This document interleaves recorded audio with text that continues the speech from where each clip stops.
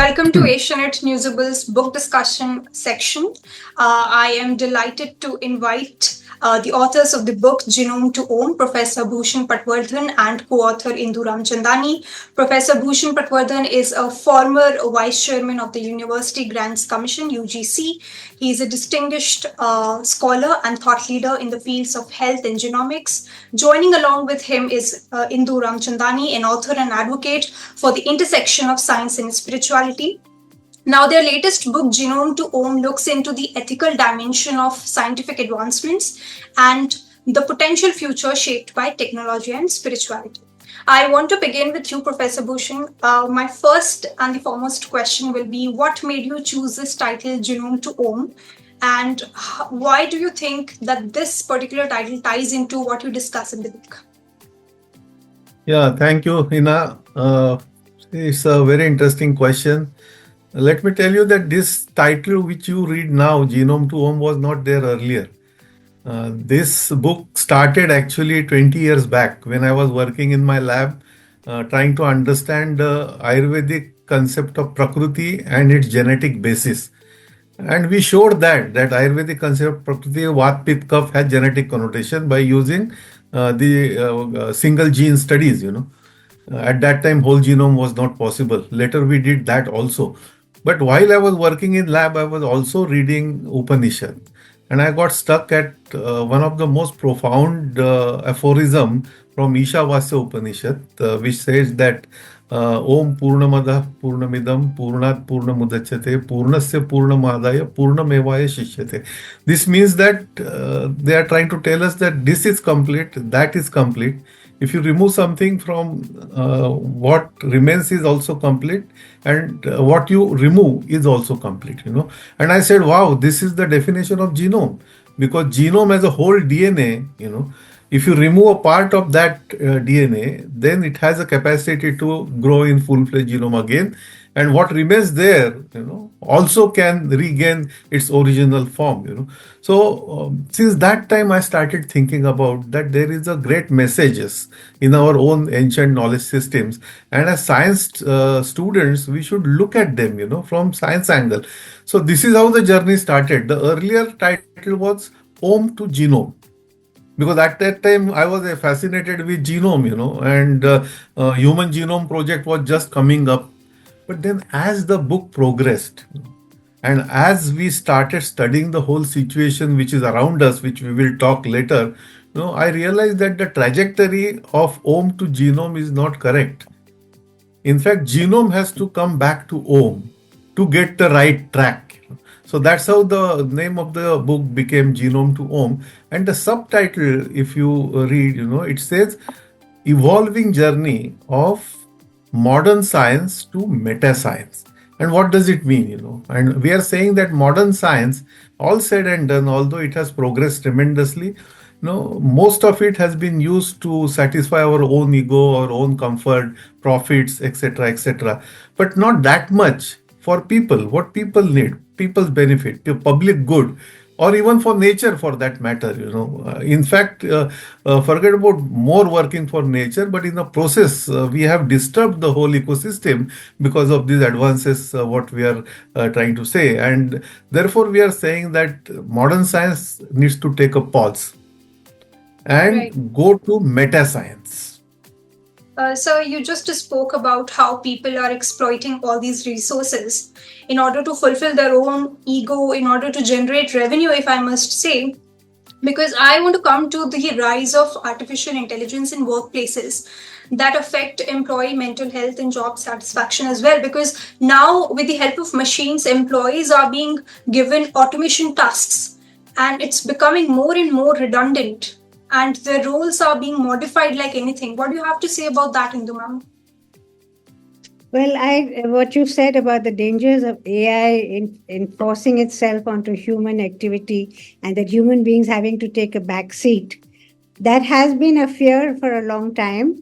And today, while AI has given us gadgets and facilities to improve our quality of life, supposedly, and people are depending a lot on AI and benefiting, there is this great concern that are human beings being made into robots?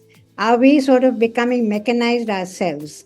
This dependence on AI, dependence on gadgets, dependence on machines, where is it taking us? So, are we so outwardly driven that we are forgetting our intrinsic qualities within? And that is the essence of Om, because genome is the microcosm and Om is the macrocosm. And we have to shift from the individual to the universal. That is what we are trying to say. So, where does AI come in? AI as a useful tool, yes, it's excellent, but AI, if misused, can mean disaster. And there are scientists all over the world who are warning.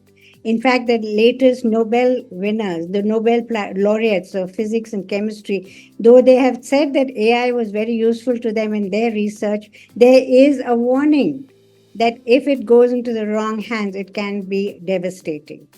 So we have to Right. keep that in.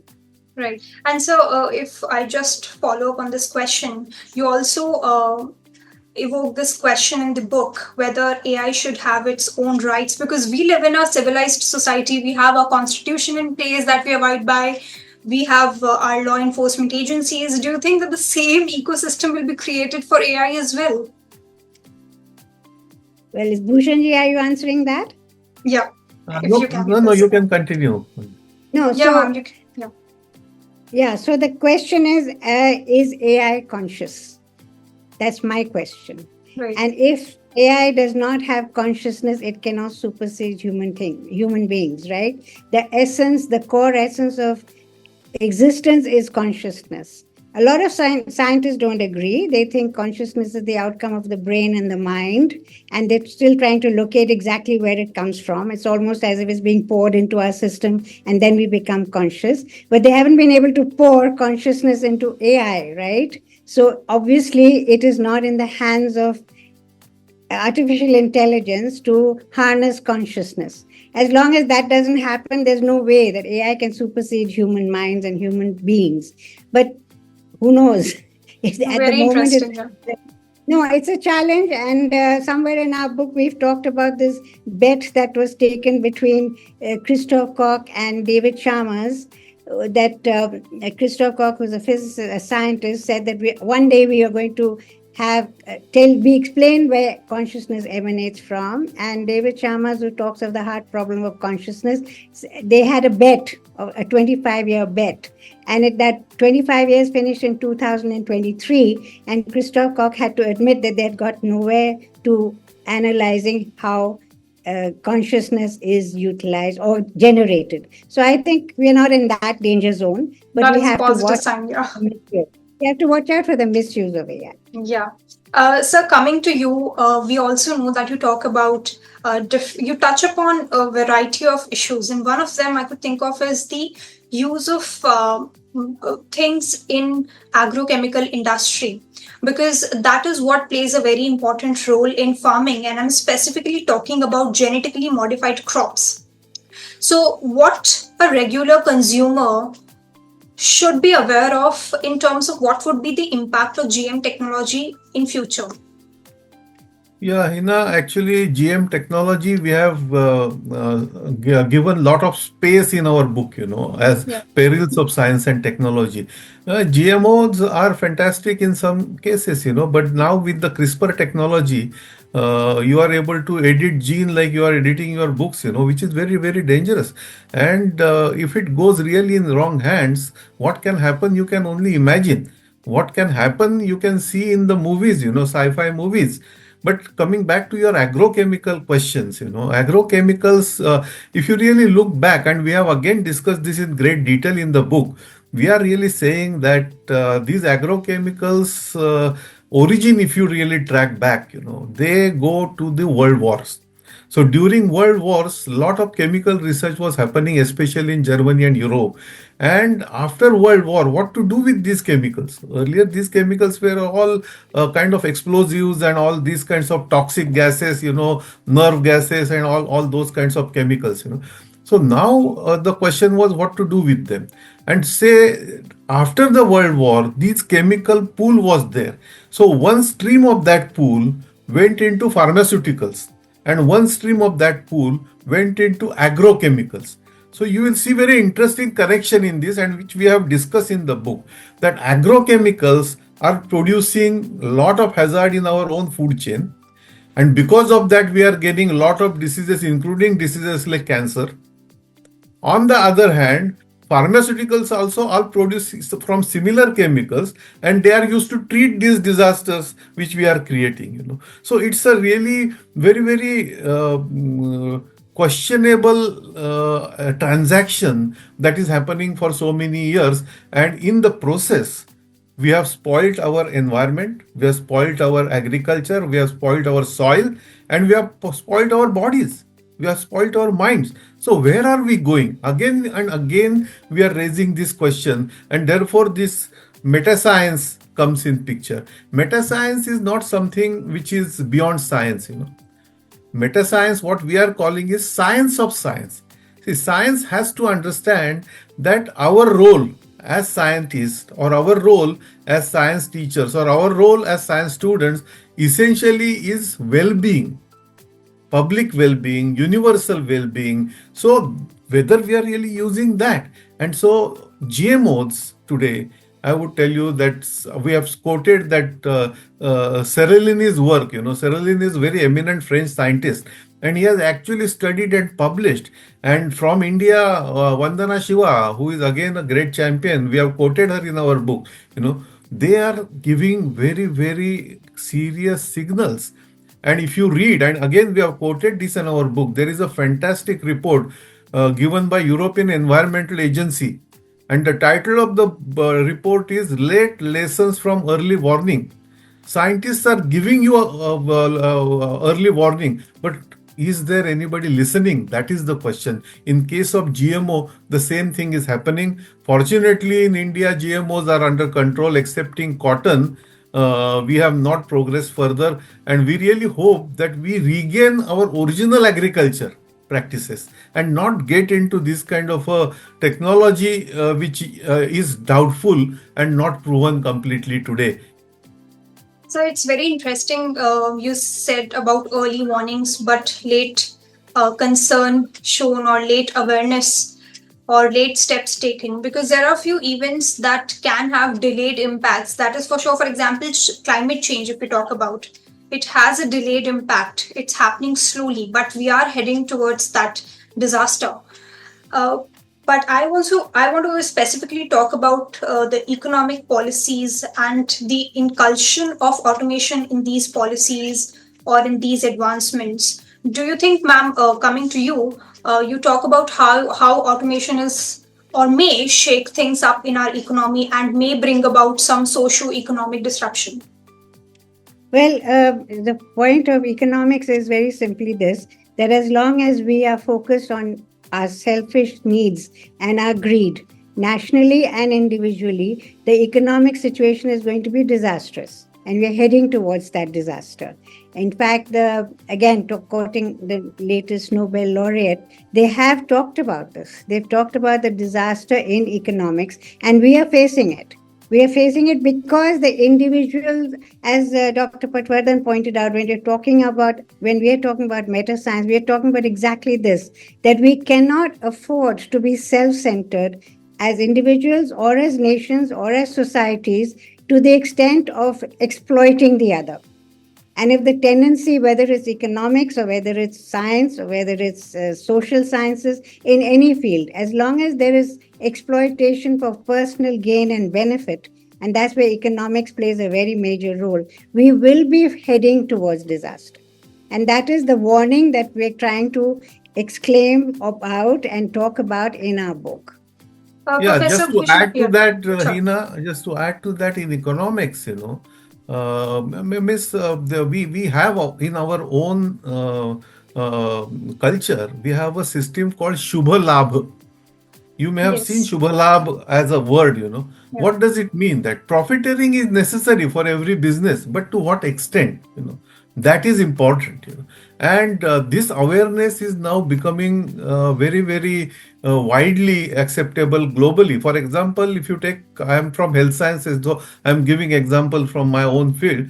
if pharmaceutical industry thinks that more and more people should really feel sick, and therefore their business will grow and their medicines will be sold, this is not going to be sustainable. How can your business, which is based on somebody else's agony, can be sustainable? You may make money in short, but how about long term? How can it be sustainable? So these kinds of awareness have now become even in pharmaceutical sector, and therefore you will see that top pharmaceutical industries now are really focusing on more on prevention, more on health promotion, rather than only giving quick fixes.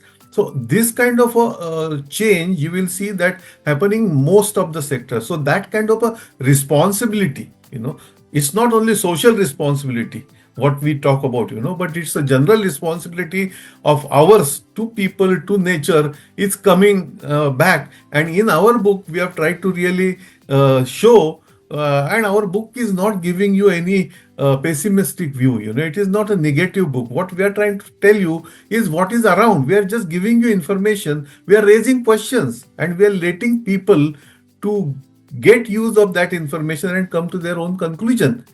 So this is how the book travels. And in terms of economy, what you really suggested, we can see that there is a new discussion, or the new approach to economy is coming up, and that is economical well-being. Well-being is the term which is now being used. If you look at the SDGs, they are using term well-being, and therefore well-being economies are, so economy is important, profit is important, but more than that, well-being of the society, well-being of the people, universal well-being, they are more important. Right. In our Indian knowledge systems, we have, you must have heard of the Purushartha, which are the goals of life. And people think that Indian knowledge systems is entirely only about spirituality and philosophy, but it very clearly talks about dharma, artha, kama before talking about moksha. Artha is the right to make money, to be prosperous, and kama is to have enjoyment, to have fulfill your desires. But the essence of it is dharma, the ethics, or that has to underline all our actions. Ethics can only be possible if it's not self-centered. Ethics is only possible if there is interest, a global interest, a universal interest. And that's what we are talking about, a unity in diversity. Nobody says you can't do business. Nobody says you shouldn't make money. Nobody says you shouldn't have self-interest. But at what cost, as Dr. Patwardhan pointed out? How you put it is really beautiful. Ma'am, if I may just ask you, I'd like to get your perspective, because earlier you talked about and you asked this thought-provoking question, if one day AI or machines will have consciousness. The another thing that you talk about in the book is time travel, which again seems to be an out of the world question, but still very, very thought provoking. What could it mean how we see reality? Because we can go back in future, we can go back in past and in future and manipulate everything. If you can just touch upon that. Well, what was science fiction years ago is a reality today, right? If you remember, I don't know if you're young, but Star Trek and Star Wars talked about it going to where no man has been before. And today it's a very ordinary thing to go where no man has been before. And so going to another planet or going to the moon, going to the Mars is like matter of fact. It's being researched and it's being done. So it's not as if science fiction does not become a reality. It does. Mythology is not a fiction. It is something that can become a reality. It depends on how we apply it. But talking about mind and how we travel, there is a mental process also. We are traveling all the time mentally, right? So the point is that which way are we going and in which direction are we heading? That's the essence of it. And we've talked about this concept of science fiction and what it becomes in reality today. So what is considered science fiction today will be a reality tomorrow. Right. So that's how we have to look at it. Professor Bhushan, if you can add to this it, part, Hina, to explain this, we have taken very interesting example. In the book, we have taken example of one of the recent Netflix movie, called 57 Seconds. Yeah. Yeah. 57 Seconds, if you have seen the movie, it's an entertaining movie. It's a science fiction movie in which the authors are saying that they have invented a technology which can take you back 57 seconds. And those 57 seconds, you can go back and fix certain things, and you can actually curb disasters which are going to come there. And if Yeah. it is used for a good, fantastic, there will be no accidents or there will be no mishaps happening in the world. That's what the movie is trying to project. But if not, what can it happen? So you're also talking about mind travel. Mind travel is an entirely different game. It is a yogic exercise, because in yoga you will see that there are references of mind travel. And these references and these because in yoga, when you progress, because ultimately yoga, why you want yoga? To get moksha, or to get kaivalya, liberation. So for that purpose, if you are really working hard towards that goal, then there are several hurdles which are created in your path to achieve that enlightenment. And these hurdles are given to you as you progress in yoga by way of siddhis. If you have seen, again, another movie example, we have taken it in our book, is of Lucy. Scarlett Right. Johansson, brilliant Yeah. performance she has done. But if you see what Lucy is absolutely a yogic movie. Lucy is getting some special powers, because of some chemicals, which is a hypothetical chemical. But through yoga, you can get such siddhis. So these siddhis Lucy is getting. And at the end, when the scientist asks Lucy, "Where are you?" Lucy says, "I am everywhere now." That is what is the connection between you, self consciousness, and the universal consciousness, or Atman and Brahman. So these are very exotic terms for the foreign audience. Even for Bharatiya culture people, they are not very easy to understand. So in the book, we have tried to really explain this in a very lucid fashion, so that people will be able to really understand what our forefathers had told about these kinds of today exotic looking, but tomorrow they may become reality. Yeah. I'll just get closing remarks from both of you. Indu ma'am, coming to you, if you can just talk a little bit about the security risks, because right now we are seeing there I are so didn't get many. that. Talk about what? I didn't. Your voice Yeah, cut if you off. can talk about security risks that AI poses to us, because right now we have a lot of conflicts going around the world. We have Ukraine-Russia war, we have Israel-Hezbollah war, we have civil wars going on. But do you see a possibility where we'll live in a world where we are seeing biological warfare? Because you talk about that in your book. Yeah, because see, today as you mentioned, the wars that are going on today, all you need is to have some drones, set off some missiles, be in your own space. You don't go out and fight, right? And there is annihilation being all around in that, just with that form of warfare. Okay, so you take this further and you take the kind of gadgets or kind of power that AI can put in your hands. Where will it take us? It's going to take us to absolute devastation. We have had, and you talk of biological warfare. What happened when the pandemic took place? Right. Today, even today, yet nobody is sure what started COVID-19. There is talk about it being laboratory created. There's also talk about it was an accident. Who knows? At least I don't know. What started COVID-19, but what did it do? It caused mass devastation. It shook entire humanity. And if these are the seeds of biological warfare, if these are man-made, these kind of issues, viruses, or gadgets, then aren't we at the brink of extinction? Aren't we in a very, very dangerous situation? Now, if AI, again, we have talked about not only, as I mentioned earlier, it's not about AI being useful. It is, but it's a question of in whose hands. And the warnings that are being given by scientists themselves is exactly that. We have to watch out. That's what we need to do.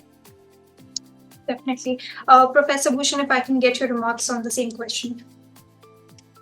Yeah, no, I would like to say that in the book, what we have actually tried to tell is by using science today, and science we believe that is based on empirical evidence, what our senses can measure, but there are several things which we today don't understand. Maybe tomorrow we'll understand them.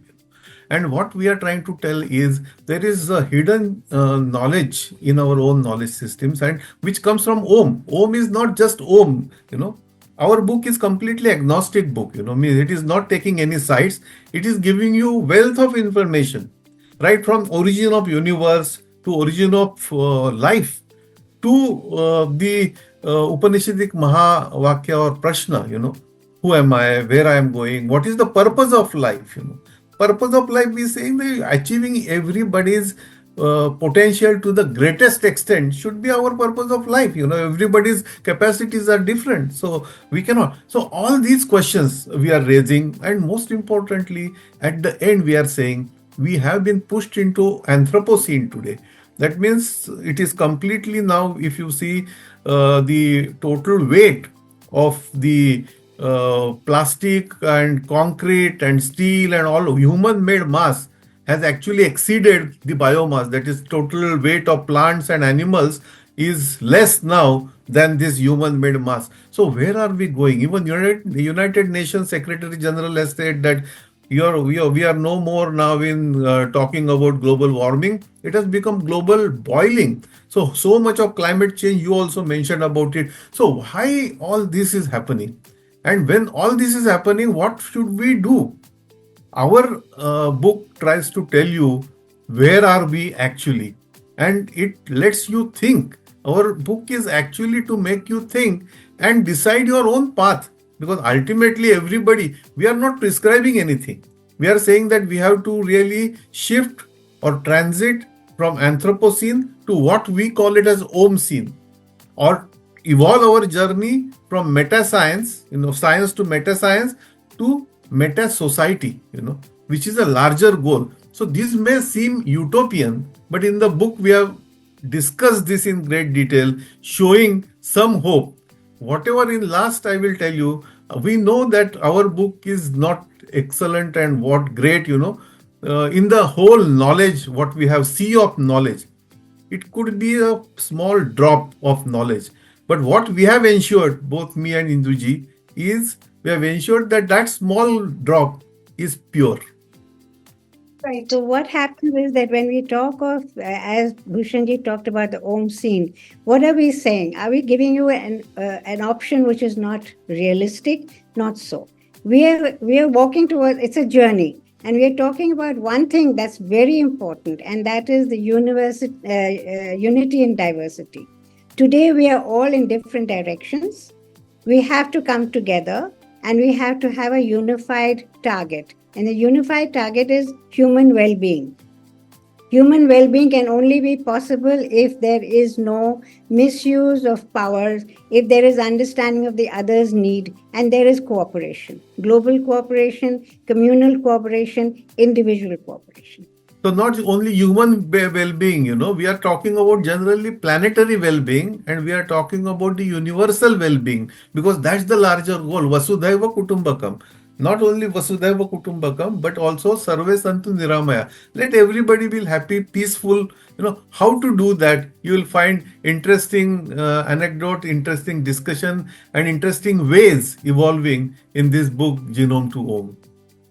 Right. I must say that your book poses very important questions that should worry people, and they should make themselves aware how to stay safe. And thank you so much for this discussion, both of you, Professor Bhushan and Indu ma'am. And I hope that we get in touch again for more such conversations. Thank you once Yes, again. and thank you, Hina, for those very intelligent questions. And we also enjoyed interaction. And AsiaNet, all viewers, our namaskar. Thank you. Thank you. Thank you. Thank you so much.